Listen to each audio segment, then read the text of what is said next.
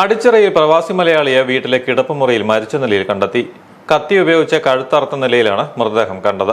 Adichira railway ഗേറ്റിന് സമീപം അരിച്ചിറക്കുന്നൽ വീട്ടിൽ ലൂക്കോസിനെയാണ് വീടിനുള്ളിൽ വെള്ളിയാഴ്ച പുലർച്ചെ മരിച്ച നിലയിൽ കണ്ടെത്തിയത്. സംഭവത്തിൽ പോലീസ് വിശദമായ അന്വേഷണം ആരംഭിച്ചു. കോട്ടയം ജില്ലാ പോലീസ് മേധാവി കെ കാർത്തികിന്റെ നേതൃത്വത്തിൽ DYSP KG Aneesh, Gandhinagar station house officer K Shiji, Kottayam east station house officer U Sreejith എന്നിവരുടെ നേതൃത്വത്തിലാണ് അന്വേഷണം നടക്കുന്നത്. 63-കാരനായ ലൂക്കോസിനെ ഇന്ന് പുലർച്ചെ 5:30-ഓടെയാണ് ബെഡ്റൂമിൽ ദുരൂഹ സാഹചര്യത്തിൽ കഴുത്തറുത്ത നിലയിൽ കണ്ടെത്തിയത്. ലൂക്കോസിന്റെ ഭാര്യ ലിൻസാണ് മൃതദേഹം ആദ്യം കണ്ടത്. തുടർന്ന് മകൻ ക്ലിൻസിനെയും അയൽവാസികളെയും വിവരമറിയിച്ചു. ഇവരാണ് ഗാന്ധിനഗർ പോലീസിൽ വിവരമറിയിച്ചത്. പോലീസ് സംഘം സ്ഥലത്തെത്തി പ്രാഥമിക പരിശോധന നടത്തിയപ്പോഴാണ് മൃതദേഹത്തിന്റെ കഴുത്തിലെ ആഴത്തിലുള്ള മുറിവ് കണ്ടെത്തിയത്. പോലീസ് നടത്തിയ പരിശോധനയിൽ മൃതദേഹത്തിന് സമീപത്തു നിന്നും വിദേശത്തു നിന്നും കൊണ്ടുവന്ന കത്തിയും കണ്ടെത്തി. ഈ കത്തി ഉപയോഗിച്ചാണ് കഴുത്ത് മുറിച്ചതെന്ന് കണ്ടെത്തിയിട്ടുണ്ട്.